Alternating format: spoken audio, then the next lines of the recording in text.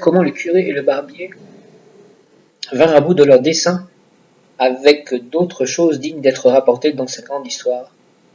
Le barbier ne trouva rien à redire à l'invention du curé. Elle lui parut si bonne qu'ils la mirent en œuvre sur-le-champ. Ils demandèrent à l'hôtesse de leur prêter une jupe et des coiffes, en lui laissant pour gage une soutane neuve du curé. Le barbier se fit une grande barbe avec une queue de cheval toute rousse, au poil de laquelle l'hôte accrochait son peigne. L'hôtesse les pria de lui dire pourquoi faire. Il demandait ses nippes. Le curé lui conta en peu de mots la folie de Don Quichotte et comment ils avaient besoin de ce déguisement pour le tirer de la montagne où il était encore abandonné. L'hôtelier et sa femme devinèrent aussitôt que ce fou était leur hôte, le faiseur de baume et le maître de l'écuyer berné. Aussi contèrent-ils au curé tout ce qui s'était passé chez eux, sans taire ce que taisait si bien Sancho. Finalement, l'hôtesse accoutra le curé de la plus divertissante manière. Elle lui mit une jupe de drap chamarrée de bandes de velours noir d'un palme de large et toute tailladée avec un corsage de velours vert garni d'une bordure de satin blanc, corsage et jupe qui devait avoir été fait du temps du bon roi Wamba. Le curé ne voulut pas permettre qu'on lui mît des coiffes, mais il se couvrit la tête d'un petit bonnet de toile piquée qu'il portait la nuit pour dormir, puis il se serra le front avec une large jarretière de taffetas noir et fit de l'autre une espèce de voile qui lui cachait fort bien la barbe et tout le visage. Par-dessus le tout, il enfonça son chapeau clérical qui était assez grand pour lui servir de parasol, et, se couvrant les épaules de son manteau, il monta sur sa mule à la manière des femmes, tandis que le barbier enfourchait la sienne avec une barbe qui lui tombait sur la ceinture, moitié rousse et moitié blanche, car elle était faite de la queue d'une vache rouanne. Ils prirent congé de tout le monde, même de la bonne Marie Tornès, qui promit de réciter un chapelet, bien que pécheresse, pour que Dieu leur donnât bonne chance dans une entreprise si difficile et si chrétienne. Mais le curé n'eut pas plutôt passé le seuil de l'hôtellerie qu'il lui vint un scrupule à la pensée. Il trouva que c'était mal à lui de s'être accoutré de la sorte, et chose indécente pour un prêtre, bien que ce fût à bonne intention. Mon compère, dit-il au barbier, en lui faisant part de sa réflexion, changeant de costume, je vous prie, il est plus convenable que vous fassiez la damoiselle têteuse. Moi je ferai l'écuyer, et je profanerai moins ainsi mon caractère. Si vous refusez, je suis résolu à ne point passer outre. Dieu le diable emporté Don Quichotte. Sancho arriva dans ce moment et ne put s'empêcher de rire en les voyant tous deux en cet équipage.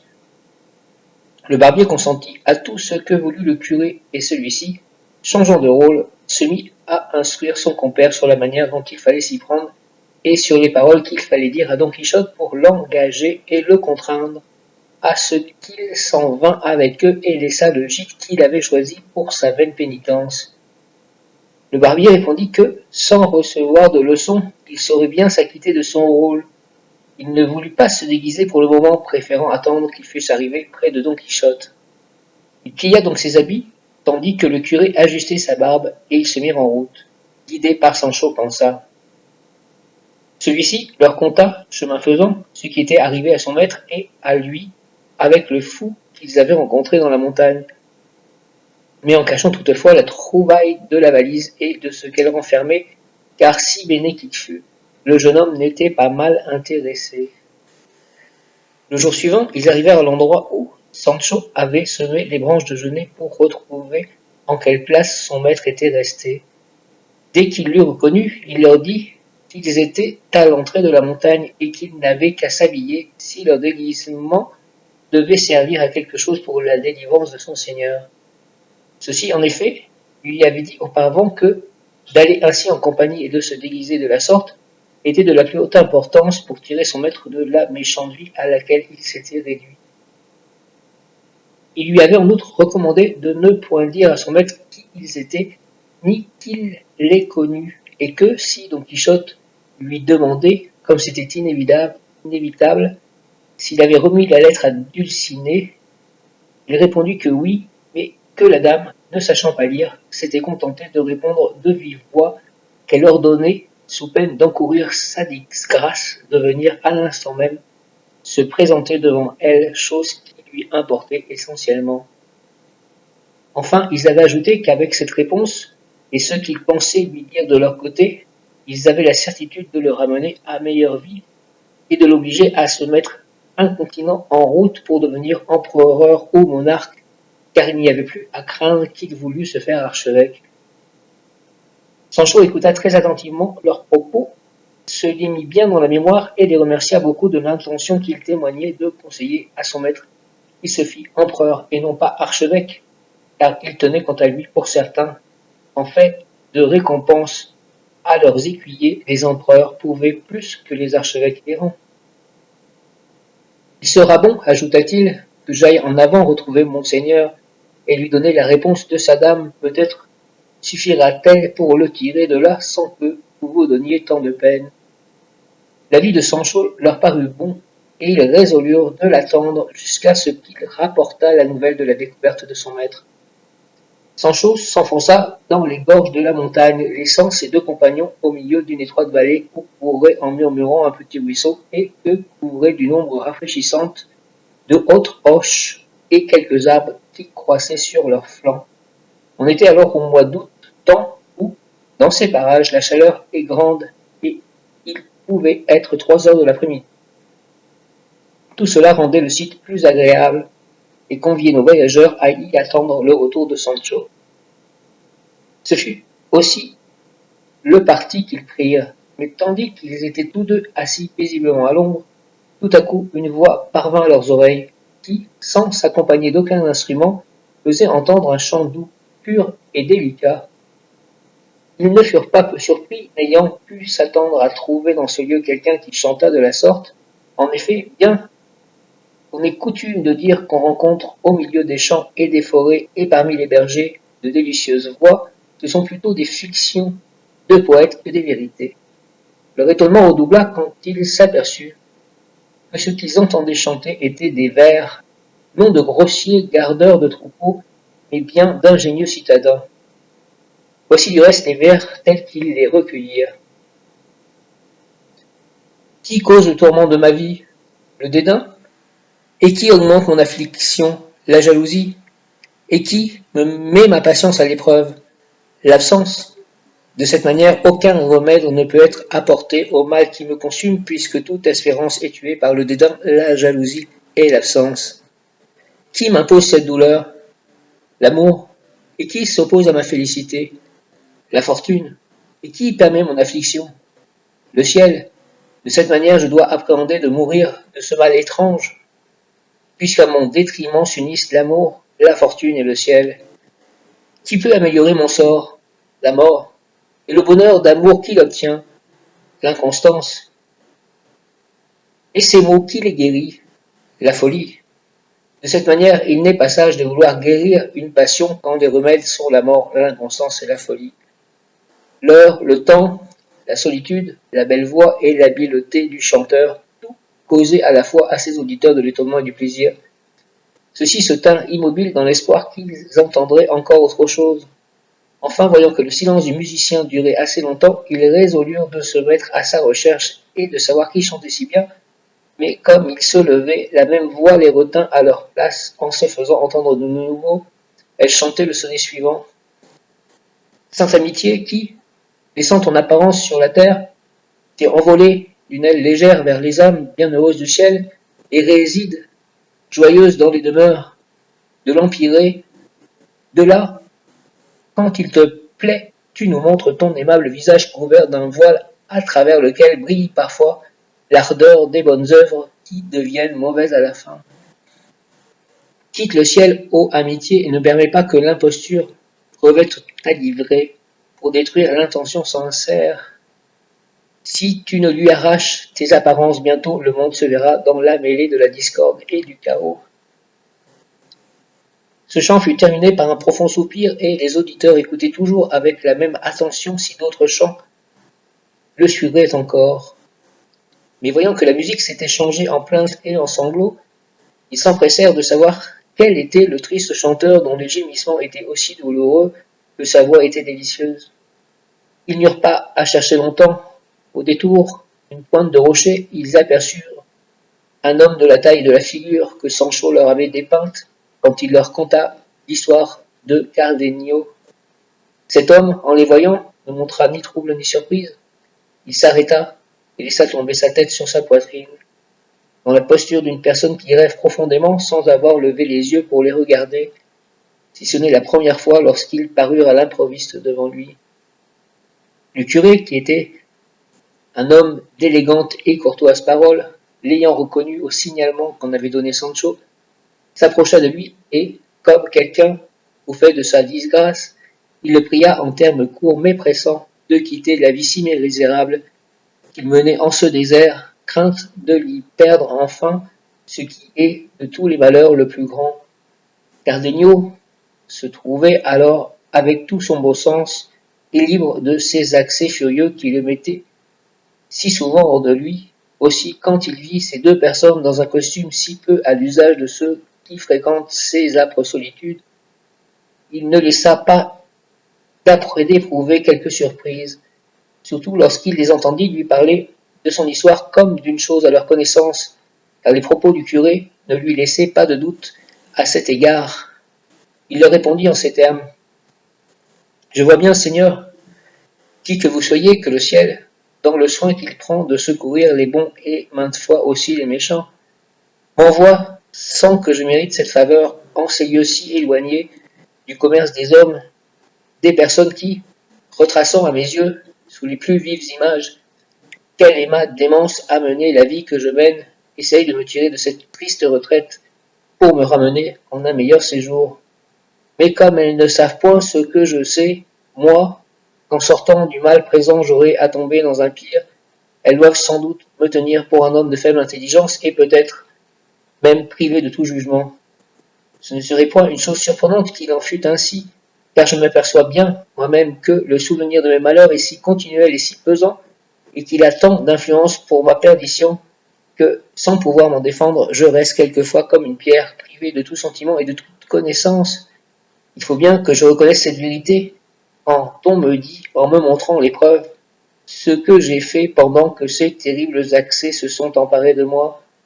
Alors je ne sais qu'éclater en plainte inutile, que maudire sans profit ma mauvaise étoile, et pour excuse de ma folie, j'en raconte l'origine à tous ceux qui veulent l'entendre.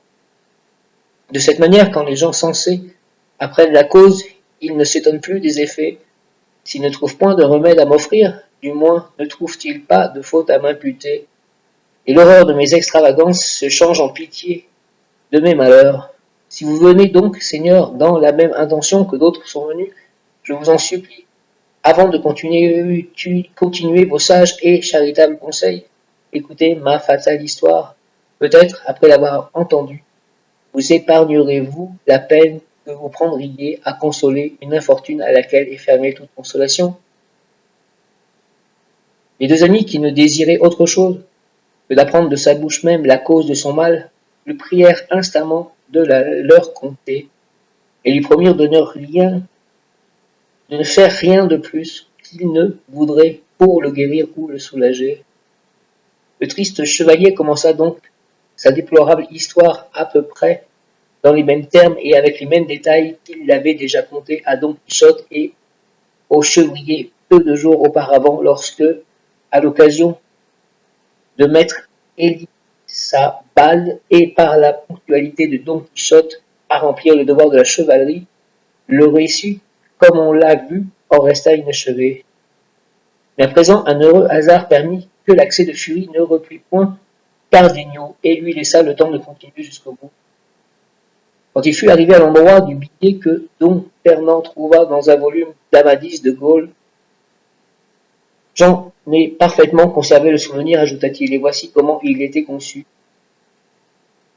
Lucende à Cardenio. Chaque jour je découvre en vous des mérites qui m'obligent à vous estimer davantage. Si donc vous voulez que j'acquitte ma dette sans que ce soit aux dépens de l'honneur, vous pourrez facilement réussir. J'ai un père qui vous connaît et qui m'aime, lequel, sans contraindre ma volonté, satisfera celle qu'il est juste que vous ayez, s'il est vrai que vous m'estimiez comme vous me le dites et comme je le crois. C'est ce billet qui m'engagea à demander la main de Lucende, comme je voulais compter. C'est ce billet qui la fit passer, dans l'opinion de Don Fernand, pour une des femmes les plus spirituelles et les plus adroites de son temps, et qui fit naître en lui l'envie de me perdre avant que mes désirs fussent comblés. Je confiai à Don Fernand que le père de Lucende exigeait que le mien la lui demandât, et que je n'osais en prier mon père dans la crainte qu'il ne voulût consentir. Non pas qu'il ne connût parfaitement la qualité, les vertus et les charmes de Lucende, bien capable d'anoblir toute autre maison d'Espagne, mais parce que je supposais qu'il ne voudrait point me laisser marier avant de savoir ce que le duc Ricardo voulait faire de moi. Finalement, je lui dis que je ne me hasarderais point à mourir à mon père, tant à cause de cet obstacle que de plusieurs autres que j'entrevoyais avec effroi, sans savoir quels ils fussent, et seulement parce qu'il me semblait que jamais mes désirs ne seraient satisfaits. À tout cela, Don Fernand me répondit qu'il se chargeait, lui, de parler à mon père, et de le décider à parler pour moi au père de Lucende. Traître ami, ami ingrat, perfide et cruel, que t'avait fait cet infortuné qui te découvrait avec tant d'abandon les secrets et les joies de son cœur? Quelle offense as-tu reçue de moi? Quelles paroles t'ai-je dites? Quels conseils t'ai-je donnés qui n'eussent pour but unique ton intérêt et ton illustration? Mais pourquoi me plaindre, hélas?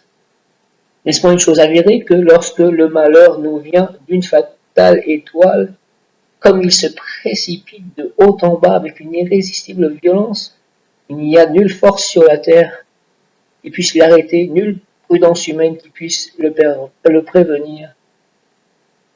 Qui aurait pu s'imaginer que Don Fernand, cavalier de sang illustre et d'esprit distingué, m'en obligeait par mes services assez puissants pour obtenir tout ce qu'un désir amoureux lui faisait souhaiter? Quelque part qu'il s'adressât, irait se mettre en tête de me ravir à moi, ma seule brebis, que même je ne possédais pas encore. Mais laissons de côté ces considérations inutiles et renouons le fil rompu de ma triste histoire.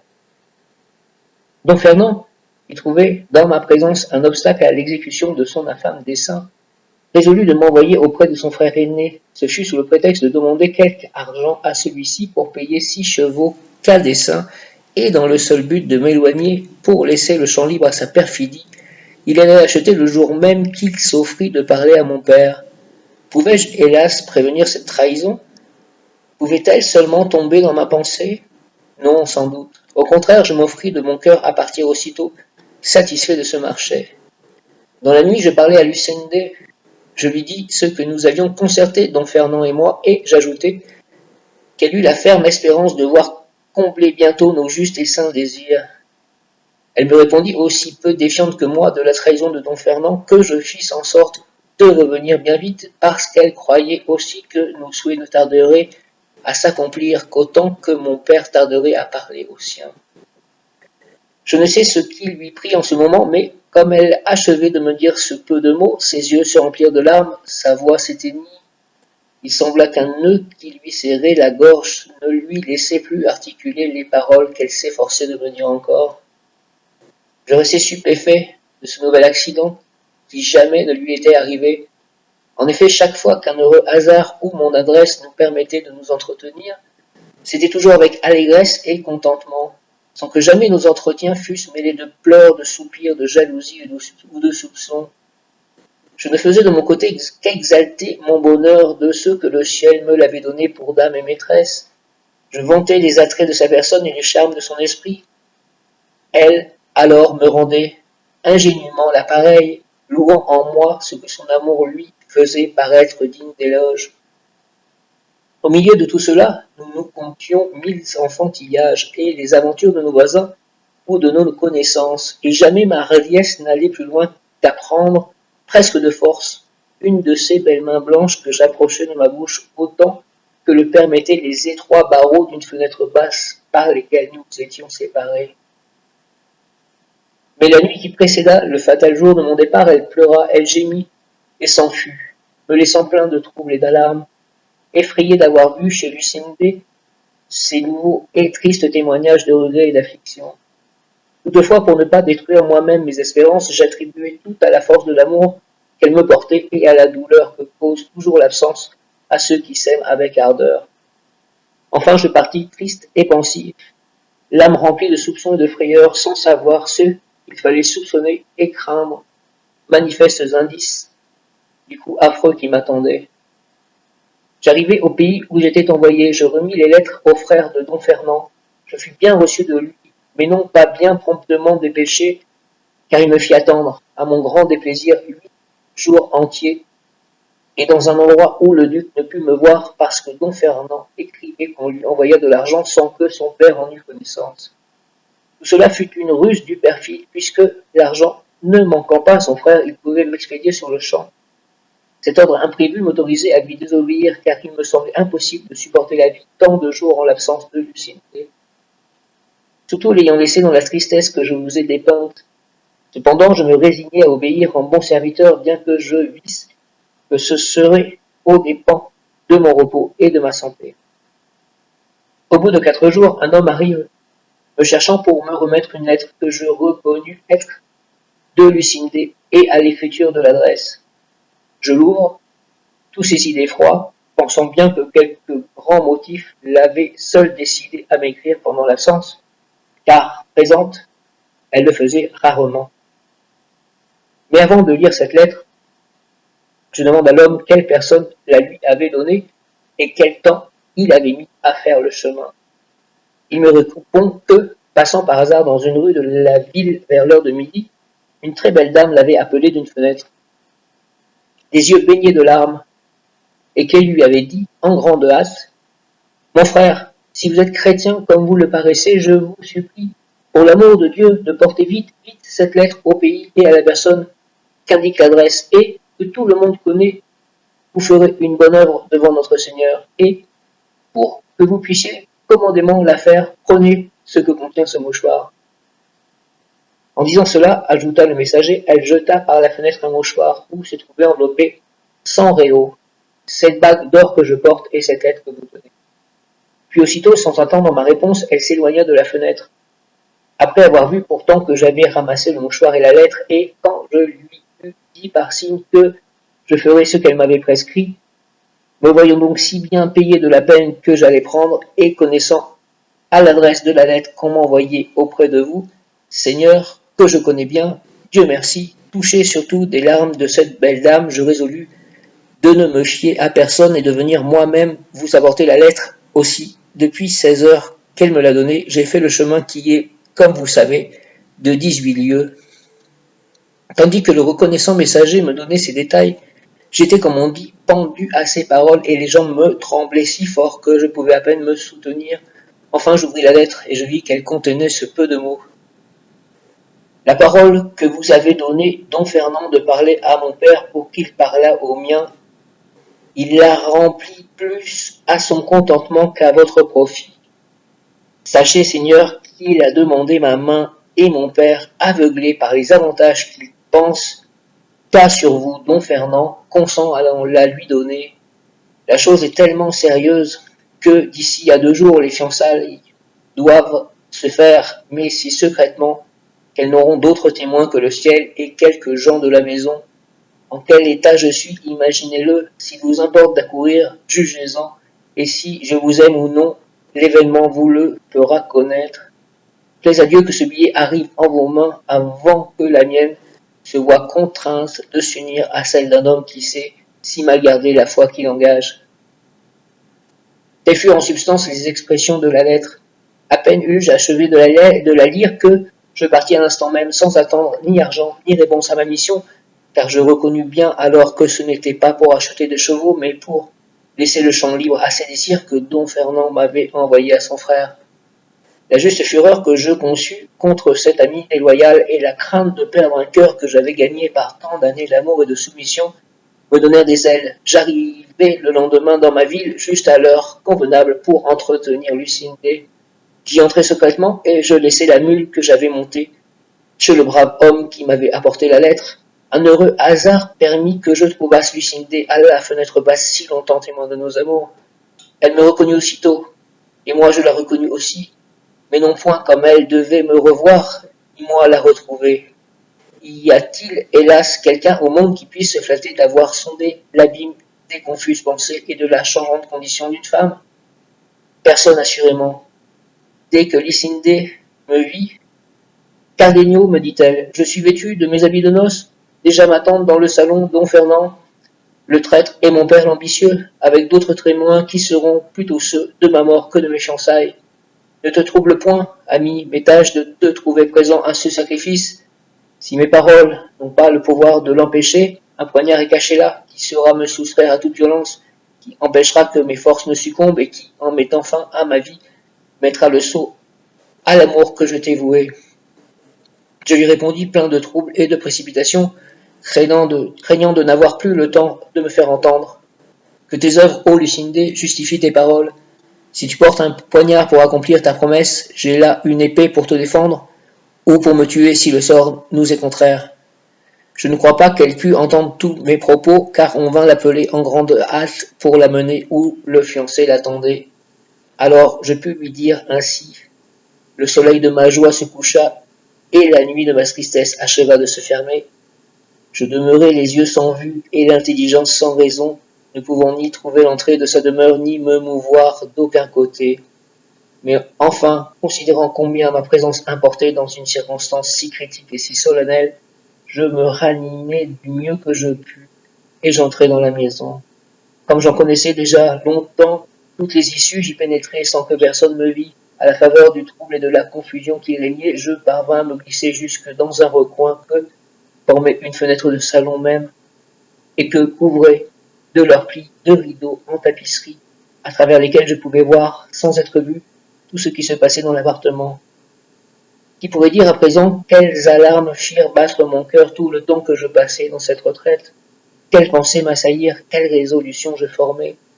Elles furent telles qu'il est impossible et qu'il serait mal de les redire. Il suffit que vous sachiez que le fiancé entra dans la salle sans autre parure que ses habits ordinaires. Il avait pour parrain de mariage le cousin germain de Lucindé, et dans tout l'appartement, il n'y avait personne que le serviteur de la maison. Un peu après, Lucindé sortit d'un cabinet de toilette accompagné de sa mère et de deux sœurs vivantes, vêtues et parées comme l'exigeaient sa naissance et sa beauté, et comme l'avait pu faire la perfection de son bon goût. L'égarement où j'étais ne me permit pas de remarquer les détails de son costume, j'en aperçus seulement les couleurs, qui étaient le rouge et le blanc, et les reflets que jetaient les riches bijoux, dont sa coiffure et tous ses habits étaient ornés. Mais rien n'égalait la beauté singulière de ses cheveux blonds, qui brillaient aux yeux d'un éclat plus vif que les pierres précieuses, plus vif que les 4 torches qui éclairaient la salle.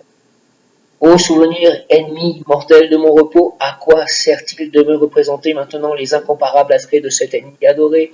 Ne vaut-il pas mieux, cruel souvenir, que tu me rappelles et me représentes ce qu'elle fit alors, afin qu'un si manifeste outrage me fasse chercher, sinon la vengeance, au moins le terme de ma vie? Ne vous lassez point, Seigneur, d'entendre des digressions auxquelles je me laisse aller, mais ma douloureuse histoire n'est pas de celles qui se peuvent conter succinctement, à la hâte, et chacune de ces circonstances me semble à moi digne d'un long discours. Le curé lui répondit que non seulement il ne se lassait point de l'entendre, mais qu'il prenait au contraire grand intérêt à tous ces détails, qui méritaient la même attention que le fond même du récit. Cardenio continua donc. Aussitôt, dit-il, que tout le monde fut réuni dans la salle, on fit entrer le curé de la paroisse, lequel prit les deux fiancés par la main pour faire ce qu'exige une telle cérémonie. Lorsqu'il prononça ces mots sacramentels, voulez-vous, madame, prendre le seigneur Don Fernand, ici présent pour votre légitime époux, comme l'ordonne la Sainte Mère Église? Je passai toute la tête et le cou hors de la tapisserie, et me mis d'une oreille attentive et d'une âme troublée à écouter ce que répondrait Lucindé, attendant de sa réponse l'arrêt de ma mort ou la confirmation de ma vie. Oh, pourquoi n'ai-je pas alors quitté ma retraite? Pourquoi me suis-je pas écrié Lucindé, Lucindé, vois ce que tu fais, vois ce que tu me dois, considère que tu es à moi et ne peux être un autre, que prononcer le oui et m'ôter la vie, ce sera l'affaire du même instant. Et toi, traître Don Fernand, ravisseur de mon bien, meurtrier de ma vie, que veux-tu? Que prétends-tu? Ne vois-tu pas que tu ne peux chrétiennement satisfaire tes désirs, puisque Lucindé est ma femme, et que je suis son époux? Malheureux insensé, à présent que je suis loin du péril, je dis bien ce que je devais faire et ce que je ne fis pas. À présent que j'ai laissé ravir mon plus cher trésor, je maudis vainement le ravisseur dont j'aurais pu me venger si j'avais eu autant de cœur pour frapper que j'en ai maintenant pour me plaindre. Enfin, puisque je fus alors imbécile et lâche, il est juste que je meure maintenant honteux, repentant et insensé. Le curé attendait toujours la réponse de Lucinda qui resta fort longtemps à l'affaire. Et lorsque je pensais qu'elle allait tirer son poignard pour tenir sa promesse, ou délier sa langue pour déclarer la vérité ébale de mes intérêts dans mes intérêts, j'entends qu'elle prononce d'une voix faible et tremblante. Oui, je le prends. Don Fernand dit la même parole et lui mit au doigt l'anneau de mariage. Ils furent unis d'un indissoluble nœud. Le marié s'approcha pour embrasser son épouse, mais elle, posant la main sur son cœur, tomba évanouie dans les bras de sa mère. Il me reste à dire maintenant en quel état je me trouvais lorsque, de ce oui fatal que j'avais entendu, je vis la perte de mes espérances, la fausseté des promesses et de la parole de Lucinda, et l'impossibilité de recouvrer en aucun temps le bien que cet instant venait de me faire perdre. Je restais privé de sens, me croyant abandonné du ciel et devenu pour la terre un objet d'inimitié, car l'air ne fournissait plus d'haleine à mes soupirs, ni l'eau de matière à mes larmes. Le feu seul s'était accru et tout mon cœur, brûlé de jalousie et de rage, l'évanouissement de Lucinda avait mis en émoi toute l'assemblée et sa mère l'ayant délassé pour lui donner de l'air, on découvrit sur son sein un papier cacheté que don Fernand saisit aussitôt et qu'il se mit à lire à la lueur d'une des torches. Dès qu'il eut achevé cette lecture, il se jeta sur une chaise et resta la tête appuyée sur sa main, dans la posture d'un homme rêveur, sans se mêler aux soins qu'on prodiguait à sa femme pour la faire revenir de son évanouissement. Pour moi, quand je vis toute la maison dans cette confusion et ce trouble, je me hasardai à sortir sans me soucier d'être vu et bien déterminé dans ce cas à faire un si sanglant éclat que tout le monde connut la juste indignation qui poussait mon cœur au châtiment du traître et même à celui de l'inconstante encore évanouie. Mais mon étoile, qui me réservait sans doute pour de plus grands maux, s'il est possible qu'il y en ait, ordonna que j'eusse alors trop de jugement, elle qui, depuis, m'en a complètement privé. Ainsi, sans vouloir tirer vengeance de mes plus grands ennemis, ce qui m'était facile, puisque nul ne pensait à moi, j'imaginais de l'attirer de moi-même et de m'infliger la peine qu'ils avaient méritée, et sans doute avec plus de rigueur que j'en aurais exercé contre eux, si je leur eusse en ce moment donné la mort, car celle qui frappe à l'improviste a bientôt terminé le supplice, tandis que celle qui se prolonge en tourments interminables tue perpétuellement sans ôter la vie. Enfin, je m'échappai de cette maison et me rendis chez l'homme où j'avais laissé ma mule. Je la fis aussitôt sceller et sans prendre congé de lui, je quittai la ville, n'osant pas, comme un autre Lot, tourner la tête pour la regarder. Quand je me vis seul au milieu de la campagne, couvert par l'obscurité de la nuit et invité par son silence à donner cours à mes plaintes, sans craindre d'être écouté ou reconnu, je déliai ma langue et j'éclatai en malédiction contre Lucinda et Fernand, comme si j'eusse ainsi vengé l'outrage que j'avais reçu d'eux. Je m'attachai surtout à elle, lui donnant les noms de cruelle, d'ingrate, de fausse et de parjure, mais par-dessus tout d'intéressée et d'avaricieuse, puisque c'était la richesse de mon ennemi qui avait ébloui ses yeux et lui avait fait préférer celui envers qui la fortune s'était montrée plus libérale que ses dons.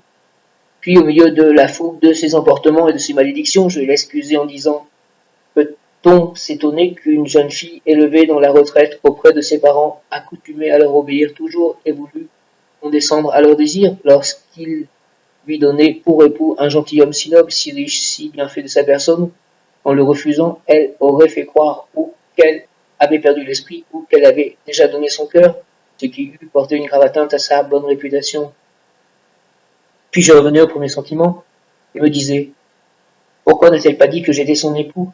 On aurait vu qu'elle n'avait pas fait un choix si indigne, qu'elle ne put s'en justifier, car avant que don Fernand s'offre, ses parents eux-mêmes ne pouvaient, s'ils eussent mesuré leur désir sur la raison souhaitée mieux que moi pour époux de leur fille. Ne pouvait-elle donc, avant de s'engager dans ce dernier terrible pas, avant de donner sa main, dire qu'elle avait déjà reçu la mienne ? puisque je me serais prêté dans ce cas à tout ce qu'elle eût voulu peindre. Enfin, je me convainquis que peu d'amour, peu de jugement, beaucoup d'ambition et de désir de grandeur lui avaient fait oublier les promesses dont elle m'avait bercé, trompé et entretenu dans mon honnête et fidèle espoir. Pendant cette agitation et ces entretiens avec moi-même, je cheminais tout le reste de la nuit et me trouvai au point du jour à l'une des entrées de ces montagnes. J'y pénétrai et continuai de marcher devant moi 3 jours entiers, sans suivre aucun chemin. Enfin, j'arrivai à une prairie dont je ne sais trop la situation, et je demandai à des bergers qui s'y trouvaient où était l'endroit le plus désert et le plus âpre de ces montagnes. Ils m'indiquèrent celui-ci. Je m'y acheminai aussitôt avec le dessein d'y finir ma vie.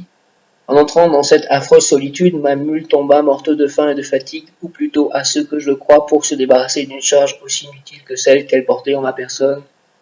Je restai à pied, accablé de lassitude, exténué de besoin, sans avoir et sans vouloir chercher personne qui me secourût.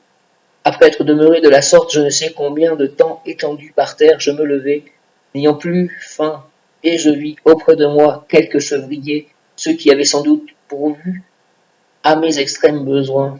Ils me racontèrent, en effet, comment ils m'avaient trouvé et comment je leur avais dit tant de niaiseries et d'extravagances que j'annonçais clairement avoir perdu l'esprit. Hélas, j'ai bien senti moi-même depuis ce moment que je ne l'ai pas toujours libre et sain, mais au contraire si affaibli, si troublé, que je fais 1000 folies, déchirant mes habits, parlant tout haut au milieu de ces solitudes, maudissant ma fatale étoile et répétant sans cesse le nom chéri de mon ennemi, sans avoir alors d'autre intention que celle de laisser exhaler ma vie avec mes cris. Quand je reviens à moi, je me trouve si fatigué, si rendu, qu'à peine puis-je me soutenir. Ma plus commune habitation est le creux d'un liège, capable de couvrir ce misérable corps. Les pâtres et les chevriers qui parcourent ces montagnes avec leurs troupeaux, émus de pitié, me donnent ma nourriture en plaçant des vivres sur les chemins et sur les rochers où ils pensent que je pourrais les trouver en passant, car même dans mes accès de démence, la nécessité parle et l'instinct naturel me donne le désir de chercher à manger et la volonté de satisfaire ma faim. Autrefois, à ce qu'ils me disent, quand ils me rencontrent en mon bon sens, je m'embusque sur les chemins et j'enlève de force, quoiqu'ils me les offrent de bon cœur, les provisions que des bergers apportent du village à leur cabane. C'est ainsi que je passe le reste de ma misérable vie jusqu'à ce qu'il plaise au ciel de la conduire à son dernier terme ou de m'ôter la mémoire afin que je perde tout souvenir des charmes et du parjure de Lucinda et des outrages de Don Fernand. S'il me faisait cette grâce, sans m'ôter la vie, je ramènerais sans doute mes pensées vers la droite raison, sinon je n'ai plus qu'à le prier de traiter mon âme avec miséricorde, car je ne sens en moi ni le courage ni la force de tirer mon corps des austérités ou la condamner mon propre choix. Voilà, Seigneur, l'amère histoire de mes infortunes.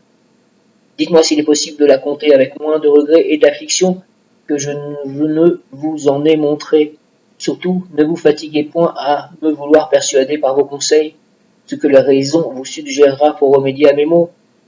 Il ne me serait pas plus utile que n'est le breuvage ordonné par un savant médecin au malade qui ne veut pas le prendre. Je ne veux point de guérison sans Lucinda, et puisqu'il lui a plu d'appartenir à un autre, étant ou devant être à moi, il me plaît d'appartenir à l'infortune, ayant pu être au bonheur. Elle a voulu, par son inconstance, rendre stable ma perdition. Eh bien, je voudrais, en me perdant, contenter ses désirs, et l'on dira désormais qu'à moi seul a manqué ce qu'ont pour dernière ressource tous les malheureux, auxquels sert de consolation l'impossibilité même d'être consolé. C'est au contraire pour moi la cause des plus vifs regrets et des plus cruelles douleurs, car j'imagine qu'ils doivent durer même au-delà de la mort. Ici, Cardenio termina le long récit de cette triste et amoureuse histoire, et comme le curé se préparait à lui adresser quelques mots de consolation, il fut retenu par une voix qui frappa tout à coup leurs oreilles, et qui disait en plaintif accent ce que dira la 4e partie de cette narration, car c'est ici que mit fin à la 3e, le sage et diligent historien Cid Ahmed Ben Engeli.